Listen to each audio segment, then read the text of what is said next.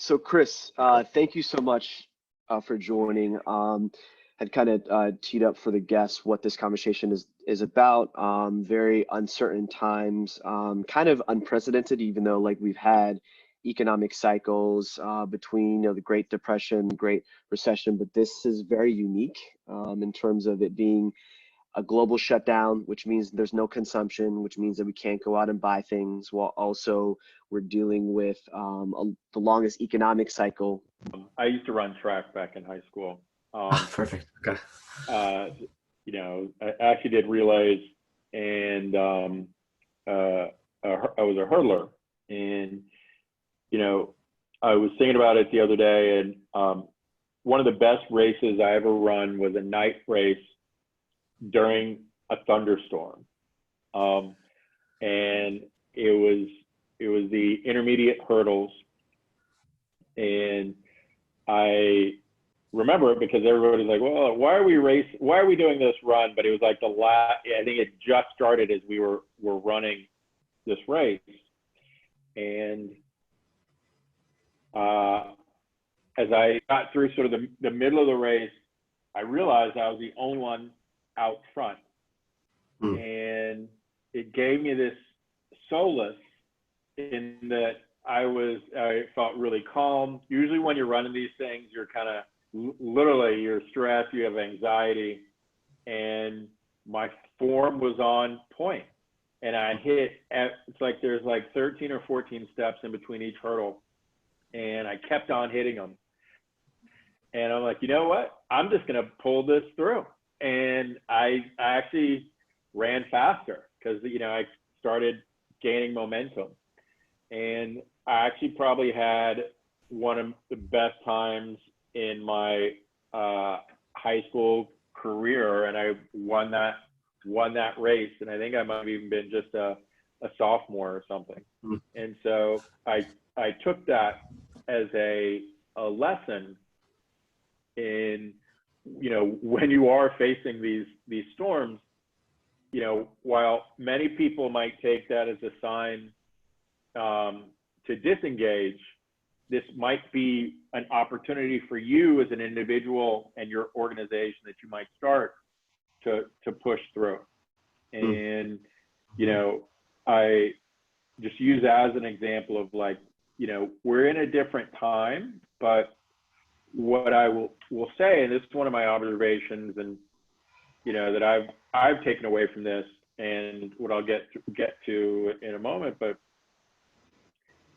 people are doing things now that will continue on for a while, and here is your opportunity to shine individually. So don't miss out. But obviously, there's you have to take that with a grain of salt and do it in ways that can benefit you. So that said, I'm Chris Duffus. I'm currently the founder CEO of a company called Phone Bank, and we employ sort of a unique global wireless telecommunications service that is actually growing at 200% month over month at this point, because we address sort of a global need in the same way that we're on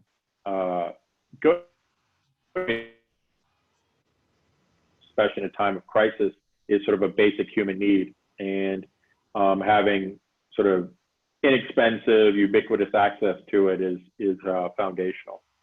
But my other prior businesses, as Ade alluded to, were started in sort of times of economic and just crisis in general. Whether it was, when I first got out of business school, it was during sort of the 2000 recession, and subsequent to that, even we had 2001, and then and again, these were technology companies in sort of an era where technology was growing. And then I started my next venture in 2011, right? It was two years after Lehman, so 2 years after the Great Recession. Yep. Correct. Yep. But it had been involved in another startup in and around that time as well, and sort of been incubating the one that we actually got off the ground in 2011. And so, and then now with Phone Bank, definitely in sort of the middle of this crisis. And what I will say is, again, going back to, this is a new unprecedented time. Who all knows, I'd love to see any type of indication in the QA understands what force majeure is, or that sort of legal definition and term. You got one. Yep. Fill us in. So essentially, you know, and this is where I go back to we're in unprecedented times. The reason why, you know, essentially this is what sort of force of nature. And, you know, what's interesting, and people have never sort of don't really think about it, but, and let me pardon my French here, but like, shit's changed. Mm-hmm. And so one of the things I would think about is, these are fundamental, but I would be pretty straightforward and remiss if I didn't say this: cash is king. And so I think it's really important to sort of think about sort of what your sources and uses are right now in a small business, in addition to sort of how might I remarket and engage myself with my prospective stakeholders, customers, or what stakeholders, et cetera, given this. And so what I mean by cash is king. Mm-hmm.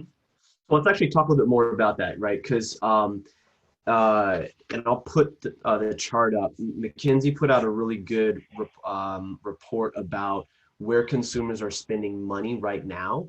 And it kind of maps up with both, like, what are essential businesses, right? So your, you know, healthcare, interestingly, your vices, right? Construction, et cetera, et cetera. And it's showing a shift of spend where, like, obviously, if you are a brick and mortar store, if you don't have a direct to consumer model, meaning that you can ship directly to somebody at a price that makes sense in terms of the economics, then you have to figure that out, right? Or Compass Coffee, for instance, they sold coffee. Now they're actually manufacturing hand sanitizer, literally until there is no need, right? And so a lot of folks are struggling to find out how either they can be an essential business as in they fit within that category, or sell through or into that essential business category. So what are your thoughts around that? I kind of agree. But again, this goes back to my sort of framework around things have changed. And, you know, one of the benefits of being an entrepreneur or a small business right now is that you are nimble, right? I mean, I'm assuming this is not the case, but most people on this line don't have over 100 employees or over 1,000 employees. They don't have existing store locations and business models, right? And so this is where you can be opportunistic. And, you know, again, going back to the cash is king, you don't have to pay rent. You shouldn't pay rent right now. You shouldn't be paying, you know, assuming you had to prioritize things for sales if you have a going concern venture. Heck, you might not even have to pay employees, you know, unless you're taking money from specific money from the government, for that matter. But, you know, one of the things that I've been sort of contemplating is this, in this sort of reevaluation of what your business model could be, should be, is take a look around, right? How, you know, you look at, like, I live near Adams Morgan. Many of these old businesses, they don't have sort of a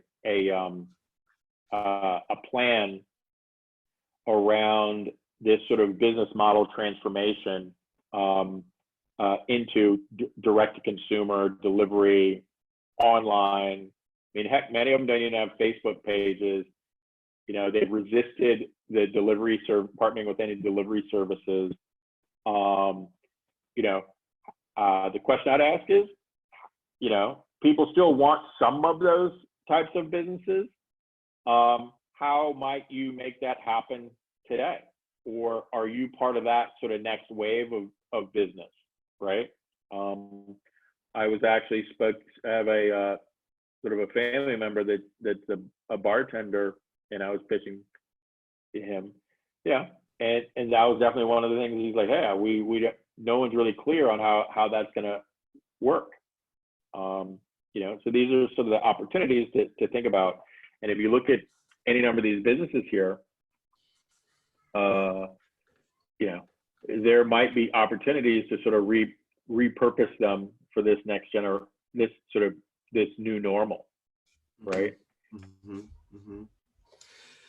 And so, you know, one of the kind of questions that we've been working with a lot of our founders on, right, to kind of like categorize, right? So one, either you're having an increase in sales and opportunity because there's now a demand for it, or you're close to zero, if not at zero, because you can't, your industry involves touching somebody or being or interacting with like a physical person, right?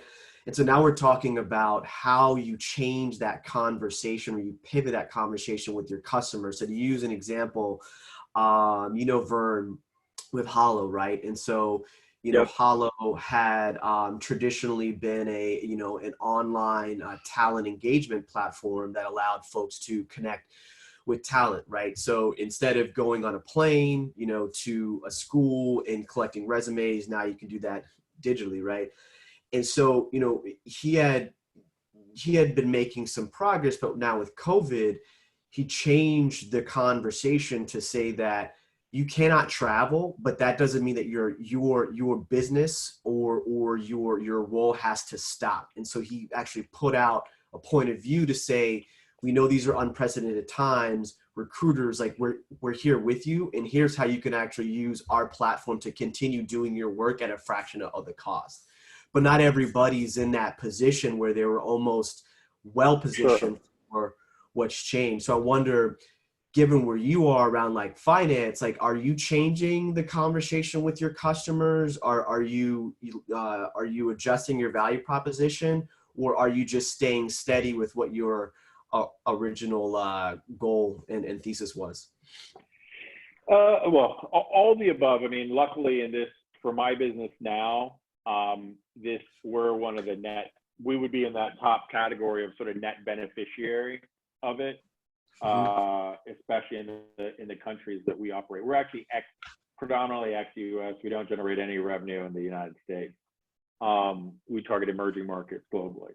And we do that on Facebook. One of the interesting things, one of our investors is at Facebook, and he's, you know, and this is public, but he was like, the usage of many of their properties has spiked in sustained levels. And he sort of described it as like, we'll have spikes around major like sporting events like Super Bowl or World Cup. Well, these spikes have been sustained for like over 30 days at this point and increasing, right? So, you know, I don't know if however many of you saw, this will date me a little bit, but the D-Nice dance party on Instagram. Epic. Yep. You know, but that's an example of that whole industry just went digital, right? I'm sure he's got offers now to pay him to just zoom in and program, you know, a house party for a group of people, right? And in the future, he might even be able to start, you know, you think about like that, he might even be able to start his own like channel that way. So that's something that's new, right? And I mean, we're quite adaptable. So I would challenge everybody, and this is a great thing you know, good news, bad news, but as a small company, you know, on a relative basis, you don't have the same to lose as some of these much larger organizations, right? It also means that, you know, it might mean more to you as a percentage of like everything else going on, but on the flip side, you can also reinvent yourself much easier along the way. And I would encourage everybody to sort of think about that. But the good news is it benefits the new entrant. This market benefits the new entrant. Period. End of story. And then so what would you say to founders that are not within the first two categories of either you're an essential business or you could sell to an essential business? You know, people are still people, right? People still want wine, you know, or liquor. People still, you know, that might be depend on where you live in essential business now. Not Utah. People are, you know, people are still going to get married. You know, people still want nice things, right? I don't know that people are going to be buying maybe suits in the same way, but they might be buying more casual wear. You know, my wife's taken up, you know,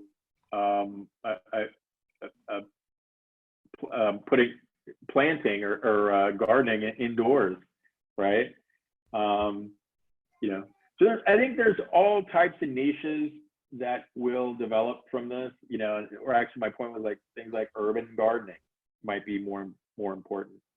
You know, I noticed what was interesting. It said book sales were down. It's probably only, you know, you got to remember a lot of these things might only be short-lived, even if this environment persists longer than, you know, which will likely for another month or two, right? There's only so many Netflix series that they can get through, right? You know, before losing your intelligence. You know, I don't know that I could I couldn't get through the first episode of Tiger King. So yeah, I couldn't. It gave me anxiety, actually. You know, it's like, damn, like I'm losing brain cells every second on it. Yeah. Yeah, so I think there are ways to retool your business for this environment and to be helpful in people in this environment. One of the things I did in my spare time, I live in a, you know, and how you might even implement some of these tools to better facilitate your customer bases and so forth. Like, obviously everybody knows about Zoom. You know, I bet you didn't know that, like, many people may not know that, like, Slack has a free version, right? I got our whole condo using Slack. We're actually, we're in a co-op, but a lot of older people, but like, we're all using Slack. We're communicating with one another, right? And, you know, there might be a business use case around getting your supply chain on Slack, right? And being able to, you know, being able to engage with people in a real-time way if you can't go visit them face-to-face, right? Or getting your customers on a Slack channel, right?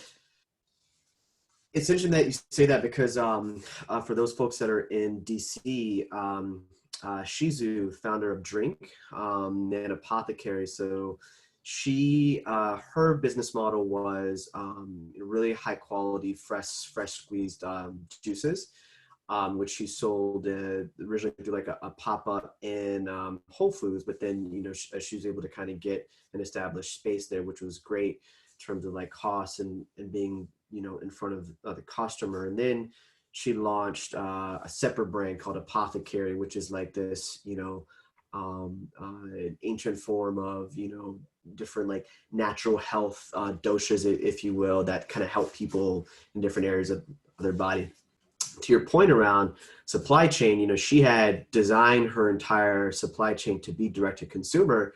So what she did was, you know, out of the goodness of her own heart, opened up that supply chain to other direct to consumer perishable good brands, right? And then created an online, I guess you'd call it either apothecary or an online, grocery co-op, right? So Yeah. her whole website changed from just my brand to now I'm bringing in other companies to sell direct to consumer. So what you're saying about, retooling your supply chain and collaborating, you can do a lot of it online. That's like a real case of how that's been working. That's a great example. And we have this shared experience, right? And, for better or worse, you have a lot of all our contemporaries and customers and stakeholders, they're just doing this right now, everywhere in the world, and definitely in sort of the DC metro area. Mm-hmm. And so take advantage of it, in a productive way. And, Mm-hmm. This is a time where being a solutions provider can be very well received. While other people are panicking, if you come up with a bunch of ideas, and this is the thing too that I found as an entrepreneur, especially with the types of things that I've done in my career, my biggest enemy or competitor in many cases is just inertia, Mm-hmm. right? Mm-hmm. And what I found is, it's not that most people don't necessarily like your business. To be honest, they don't really have an opinion. They don't care. And most importantly, they just don't want to change, right? And Mm-hmm. so but in this particular circumstance, they got to change. And especially if they're an old line type of business, anything sort of traditional retail, right? This now they have to think about innovation, otherwise they're going to be gone, right? Right. And so and I was talking to a friend of mine whom I had reached out. He's in like South Florida.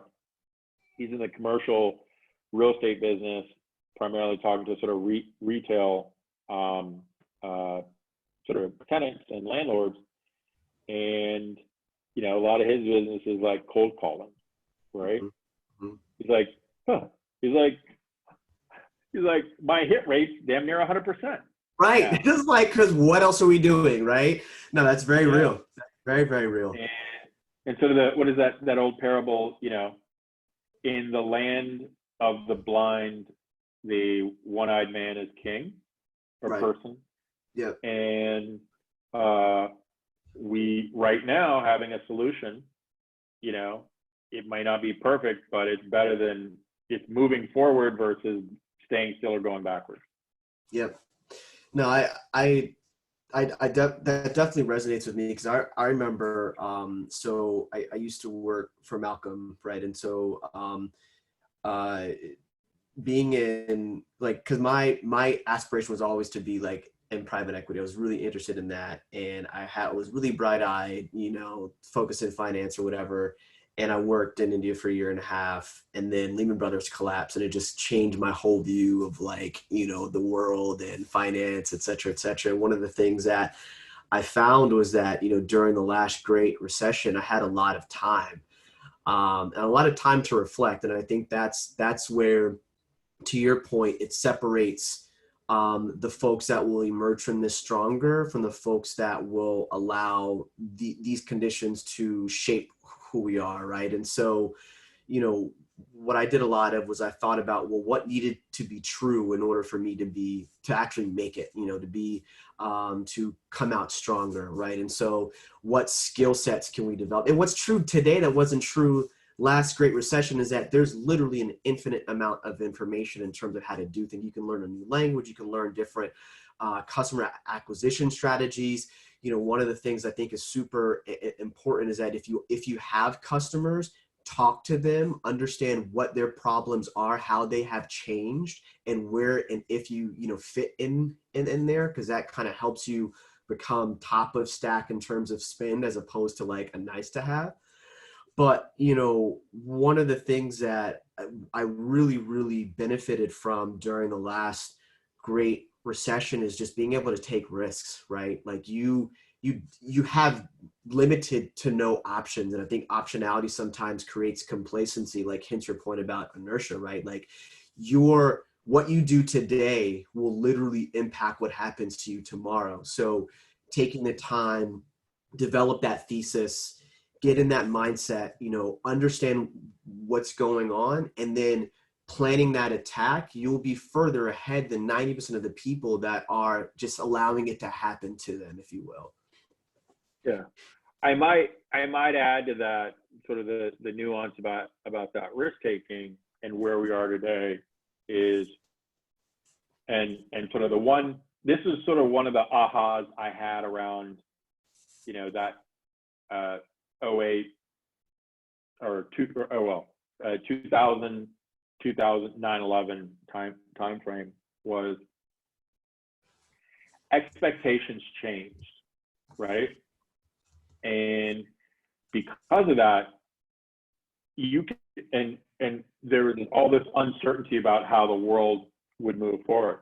And this is where I go back to force majeure, right? You can get out of contracts, you can renegotiate contracts, and this is where the risk taking comes into play. You're expected to fail right now.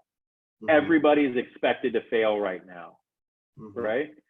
So if you do nothing, and fail, well, that's on you. But so if everyone's expected to fail, and this is sort of the new norm, then why aren't you taking a risk with something today, right? Mm-hmm. Why aren't you renegotiating something today or negotiating something today, right? And it first starts with doing, and then the next thing is asking, right? And you might see that there's people are much more receptive now than they've ever been, because now someone has an idea or proposal, or and this whole thing, the reason why stocks go down in a market like this is that no one's looking to buy, but why not buy at a price that you like? Right.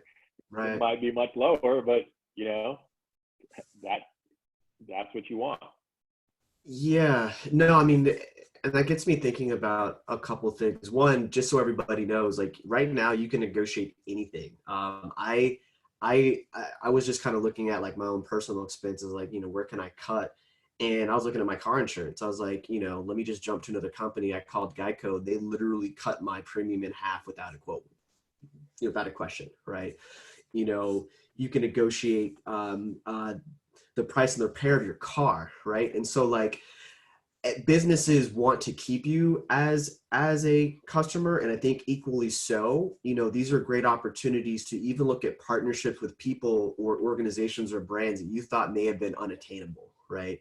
An example, one of our portfolio companies called Pizza Cupcake, she sold a majority of her pizza cupcakes at the baseball field, right? So like when COVID happened, that was a drastic change. But then she got on the phone, started to talk to other, partners, brand influencers, etc. And now, she's putting together a direct to consumer push that wouldn't necessarily have been on her radar if it weren't that sense of urgency. So, one, to your point, like things that you may have thought were unattainable or impossible, brands or people that you look up to, like they may be working right now, but they're not going anywhere, right? So it's like, shoot them the note, give them that call, come with that pitch, and then that intersection of value, idea, and opportunity can essentially create new business models. But then also, as you look at your own costs for your company, cut everything that's not essential, right? So if it's not adding value to your customer experience, if it's not adding value to your product, then it's a nice to have, right? Don't experiment around customer acquisition by throwing ads out there, not really knowing, what the return on that's going to be. Like double down on what matters, because the more costs you cut, that actually increases the amount of runway, which gives you more time to either retool, figure things out, and or rejigger like your business model. I know it's 1:42. Just real quick, are there any questions that folks have? Like you can raise your hand and you can either put it into the chat, or we could pop you in if you have any questions.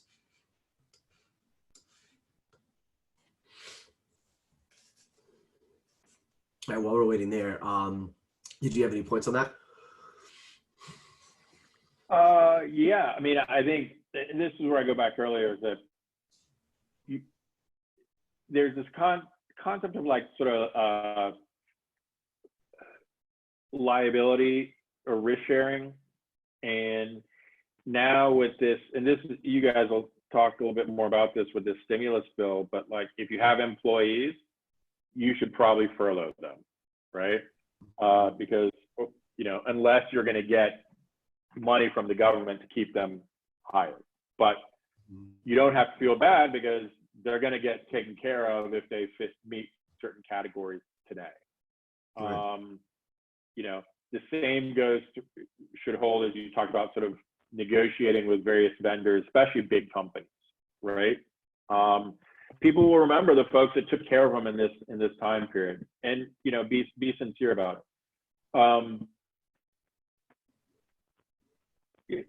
And so to me, those are the key things in terms of extending your runway. Not get rid of non-essential expenses, renegotiate everything, do risk sharing, or you know, put the risk. You know, this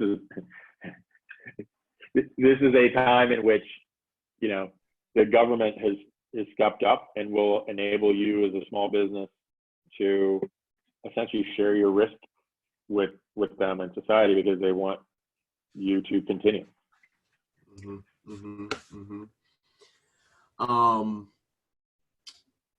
So we have a question. What's your perspective on the unbanked or underbanked? Great question. Unbanked or underbanked, given the shift in behaviors, potentially long-lasting one. So essentially, you know, as everything is going to be moving towards platforms, and even with like SBA money may just be moving through, you know, the banking system, given that you are in fintech, what's your perspective on financial services for the unbanked or underbanked? Well, so you know, what's interesting about the banking industry, it's highly fragmented, and you have this sort of patchwork of federal regulation, and then you even have state regulation of like banks and financial institutions. I think you're going to see more federal nationalization of those types of regulatory regimes. And with online, why do you need a state-only online bank? You're going to have, you know, you're going to see a lot of consolidation around digital versus analog.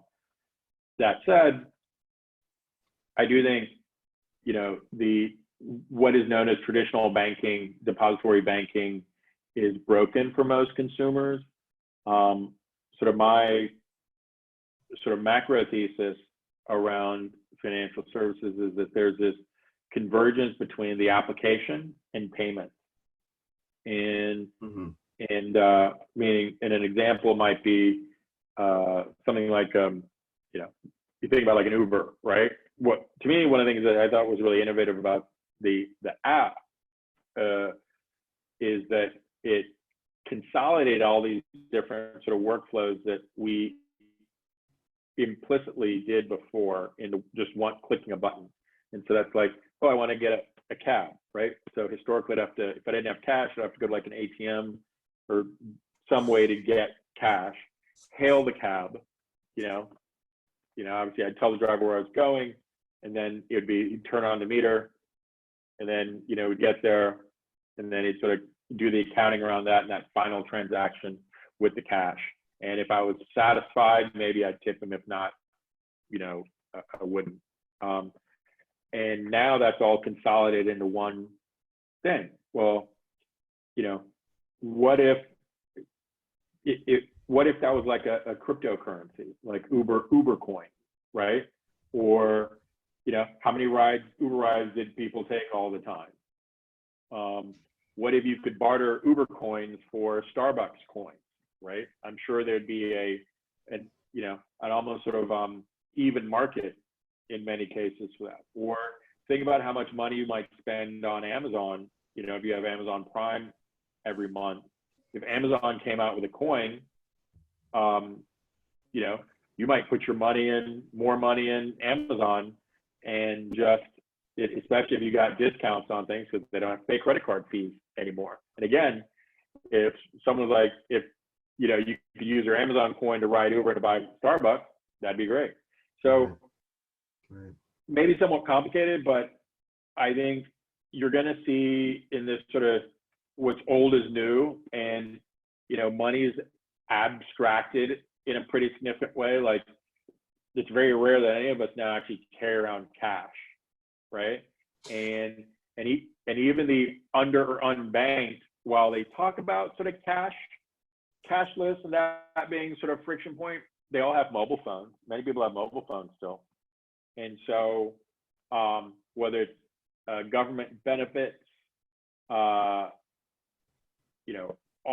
types of microtransactions, that can be accommodated for digitally, but the traditional banking system as we know it and define it today is kind of broken for those smaller, unbanked, underbanked type of transactions, because fiat currency is actually really expensive to sort of move around on the back end. And so you're probably going to see, because of the lack, an emergence of this whole class of, this sort of digital bartering type of capability. And to me, I don't know if that's a next year thing, or if it's a 5 to 10 year thing.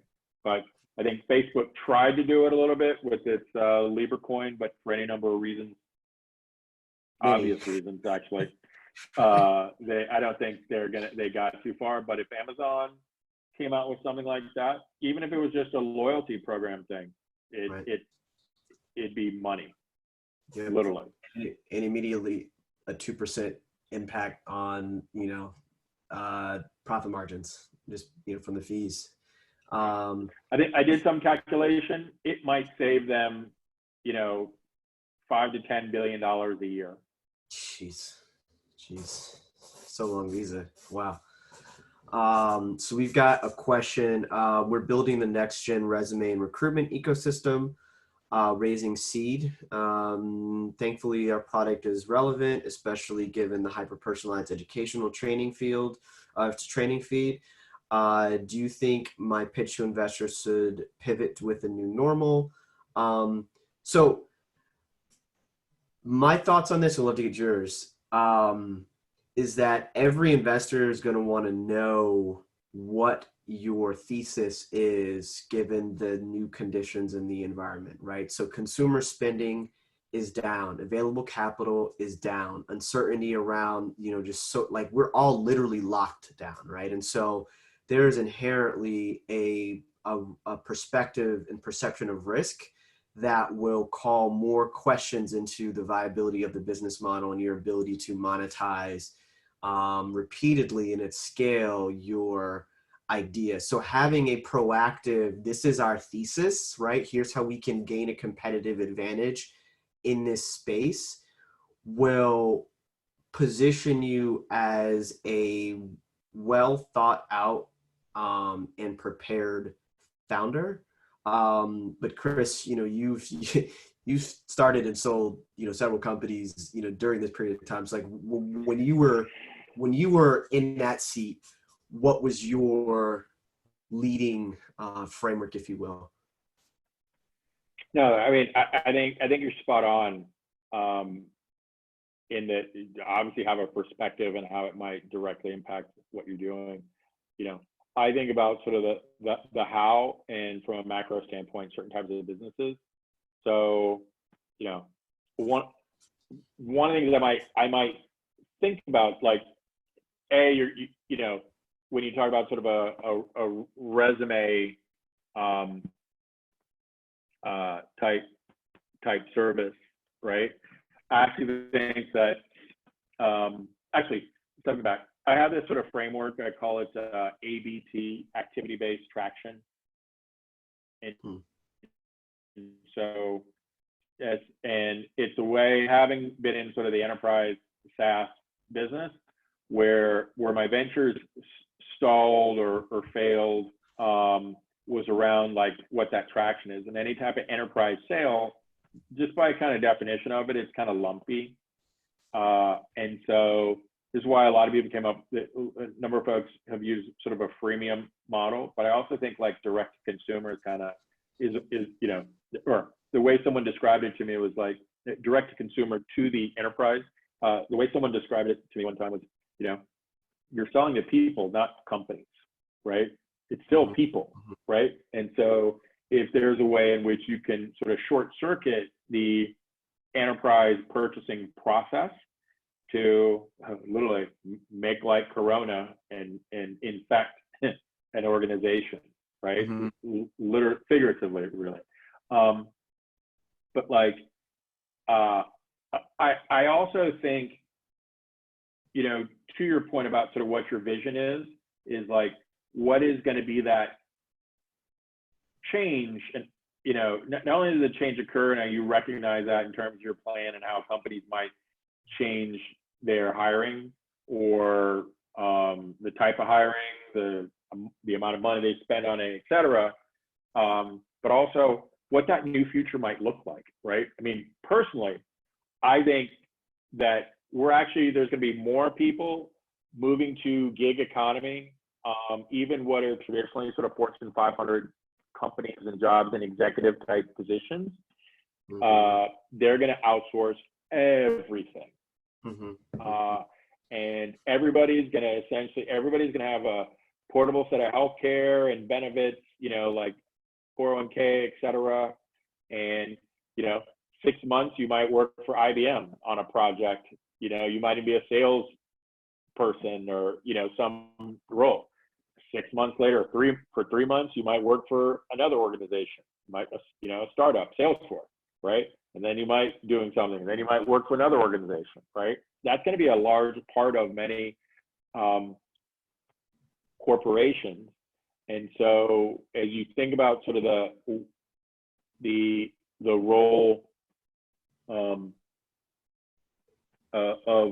sort of recruiting employment in the sort of the post-COVID 21st century environment, it might look more like a TaskRabbit or an Upwork, you know, type of thing. Actually, I don't know if you've seen the first episode or this first season or this third season, but first few episodes of Westworld. Oh yeah, for sure.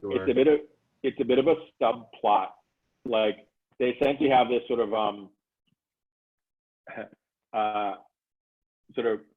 concierge type recruiting thing where it's almost like a psychological / medical evaluation, and then they sort of share roles that meet your profile and characteristics, you know, and it might be even biologically sort of driven how they do that, which is scary.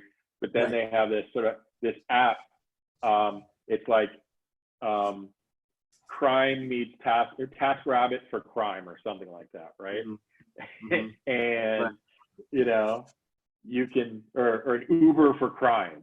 That's right. Yeah. I remember that. Yep. And it's, you know, there's this, the thing that really drives us is, you know, making sure that our folks in the new majority are not only participating in what will be the future, but also able to thrive, right? So it's like this SBA money, like for us, like it's priority, like get as many people that 2.5 months of runway to just weather the storm so that once we come out of this, you know, we're able to, you know, have optionality, right? To your point around automation, I mean, literally everything is going to be automated from your, you know, from your financial health to the to the citizen that's doing, the resume piece, what does a future look like where based off of your chosen curriculum freshman year of high school, then mapping you to professional development and leadership opportunities that prepare you best for college. And then once you get into college, right? So it's like these roadmaps essentially are created for you so that then you can focus on what matters, which is being your own self. You know what I mean? Yeah. It's only so, with what you're doing around fintech, reducing friction in the way that we not only, do commerce, but it changes the perception of what's actually valuable. It's really not the money itself that's valuable. It's the time. It's reducing the friction in time between what I want and what you have. Yep. Yep. So I don't know about you, but I mean, yeah. Well, you bring up a really good point there, right? And that might be one of the interesting sort of takeaways from this discussion is, you don't necessarily have to create an AI algorithm today, right? Right. But what you can put together is that sort of workflow that removes that friction between what I want, and how you're going to get it to me. And that could be using Zoom. It could be setting up a Slack channel. It could be, doing these and taking this to your, and, open sourcing it to your supply chain, or at least allowing people to opt in, right? Because for a lot of people, especially in smaller businesses, they don't have to make payroll anymore, or they're not comfortable with certain things. They might just pay you to, hey, if you gave me customers, I'm cool with that, right? I don't care how you do it. Right. Yep. Well, Chris, I mean, it's always an honor and a pleasure to talk to you. I mean, incredibly inspired by your story, on your third, company, and it seems as if you have great timing in terms of when you start them. But I think if anything, the biggest takeaway is being, disciplined, being very diligent in the way that you approach, the problem that you're solving and the market opportunity that you see. And then also, more importantly, being confident and being able to take the risk, because these are things that once you do them now, once we come out of this, will be your operating ethos, the way that you operate as a leader and as a founder. And so, we would love to kind of, keep people in up to date in terms of what you're doing, so happy to share links to the information, about what your work is. So we also can be helpful.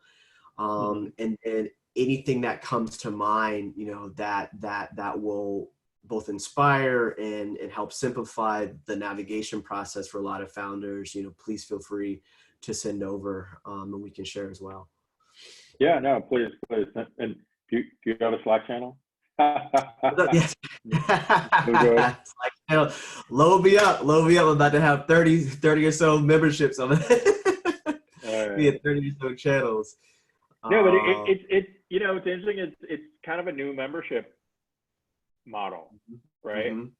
This whole, what I've seen is, especially in stock trading or like crypto trading, people pay subscriptions every month to be part of a Slack channel, just get real-time access to investment ideas and so forth. Well, as you think about sort of what the new sort of distributed membership or alumni model is, like I remember this, and it was somewhat interesting to me. Like I left my first job at Goldman Sachs like 20 years ago, but technically they counted me as an alumni. They have an alumni job or website. I'm on emails. They treat it just like undergrad or business school type of alumni network, right? And I think now,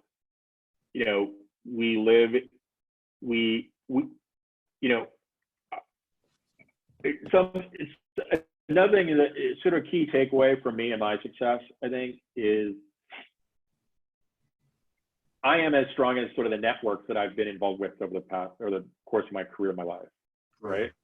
Right. And you are the sum of those relationships. And now with technology, you know, whether it's the Facebooks or the social media in general, and now platforms like Slack and so forth, it's a lot easier to stay in contact and have mind share with people.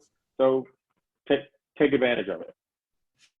You know, there's a ton of negatives around it too, but at the end of the day, it's for an entrepreneur, it actually benefits us.